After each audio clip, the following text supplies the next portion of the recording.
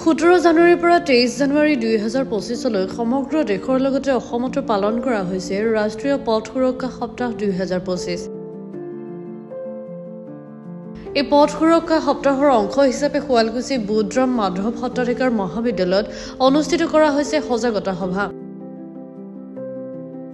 কামৰূপ জিলা পথ সুৰক্ষা সমিতি আৰু জিলা পৰিবহণ বিভাগৰ সহযোগত নেহৰু যুৱ কেন্দ্ৰ কামৰূপৰ উদ্যোগত অনুষ্ঠিত হয় এই সভা।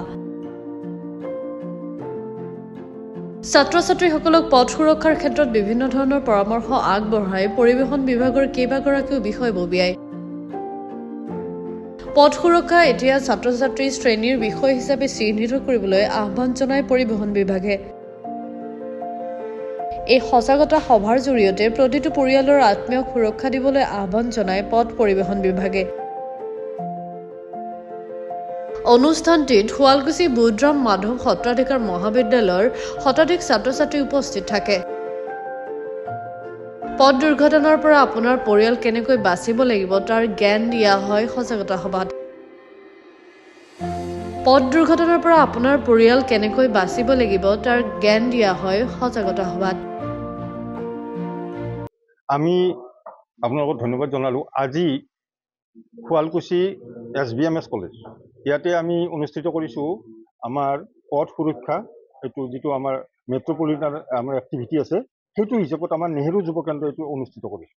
আৰু ইয়াতে আমাক সম্পূৰ্ণ সহযোগ কৰিছে এই অঞ্চলৰ যুৱক যুৱতী, ছাত্ৰ ছাত্ৰী, ভাই বন্ধু সকলোৱে ইয়াত সহযোগ কৰিছে। বিশেষকৈ সহযোগ কৰিছে আমাক এই ইয়াতে অনুষ্ঠিত কৰাত এই কলেজৰ প্ৰিন্সিপাল ছাৰে আমাক এইটো অনুষ্ঠানটি আমাক ব্যৱহাৰ কৰিবলৈ দিছে, তেখেতে পাৰ্মিশ্যন দিছে, গতিকে তেখেতকো আমি ধন্যবাদ জনাইছোঁ। ইয়াতে আমাৰ আজিৰ কাৰ্যসূচীটো খুব সুন্দৰভাৱে চলি আছে। বহু সংখ্যক যুৱক যুৱতী আহি আছে, এতিয়াও আহি আছে আৰু আহিবলৈ আছে।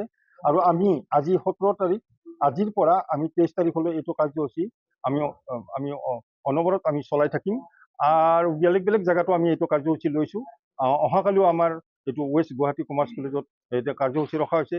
তাৰ নেক্সট দিনা আমি আমিনগাঁৱত ৰাখিছোঁ। এনেকৈ আমাৰ বিভিন্ন অঞ্চলত কাৰ্যসূচীটো আমি ৰাখিছোঁ। আৰু এই পথ সুৰক্ষা যিটো সপ্তাহ আমাৰ উদযাপন কৰা হৈছে, এইটো মেগা এটা কাৰ্যসূচী আমাক অৰ্পণ কৰিছে ভাৰত চৰকাৰে, আমাৰ নেহৰু যুৱ কেন্দ্ৰ কামৰূপক দায়িত্ব দিছে। গতিকে আমি আশা কৰিছোঁ ইয়াতে কামৰূপ জিলাৰ বিশেষ কৰি যিমান যুৱক যুৱতী আমাৰ ইচ্ছা কৰে এই প্ৰশিক্ষণটো ল'ব লাগে। আৰু ইয়াতে আমি মাই ভাৰতত আমাৰ ৰেজিষ্ট্ৰেশ্যনটো কৰিলে তেওঁলোকে বহুতখিনি কথা গম পাব। গতিকে মাই ভাৰত ৰেজিষ্ট্ৰেশ্যন কৰাৰ কাৰণে মই তেওঁলোকৰ নামবিলাক অনুৰোধ জনাইছোঁ। আৰু আমাৰ পথ সুৰক্ষা যিটো চলি আছে ইয়াতে আমাক সহযোগ আমি আশা কৰিছোঁ। পথ সুৰক্ষা সপ্তাহটো বিশেষ প্ৰয়োজন হৈছে, কাৰণ দিনে দিনে আমাৰ এক্সিডেণ্ট বাঢ়ি আছে, আপোনালোকে সকলোৱে জানে। গতিকে এই এক্সিডেণ্টৰ পৰিমাণটো বাঢ়াৰ কাৰণ হ'ল, মূল কথা হ'ল আমাৰ সজাগতা নোহোৱাটো।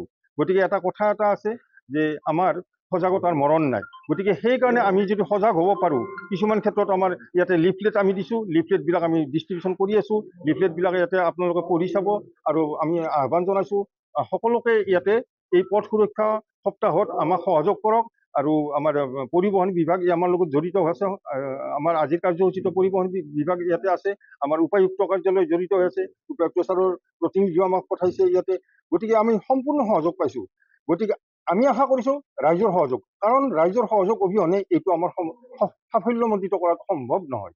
সেয়েহে মই সম্পূৰ্ণ সহযোগ বিচাৰি নেহৰু যুৱ কেন্দ্ৰ কামৰূপৰ তৰফৰ পৰা সকলোকে ধন্যবাদ জনাই মই সমাপ্ত কৰিছোঁ। শুৱালকুছিৰ পৰা দীপজ্যোতি বৈশ্যৰ ৰিপৰ্ট, গ্ল'বেল NE 24/7।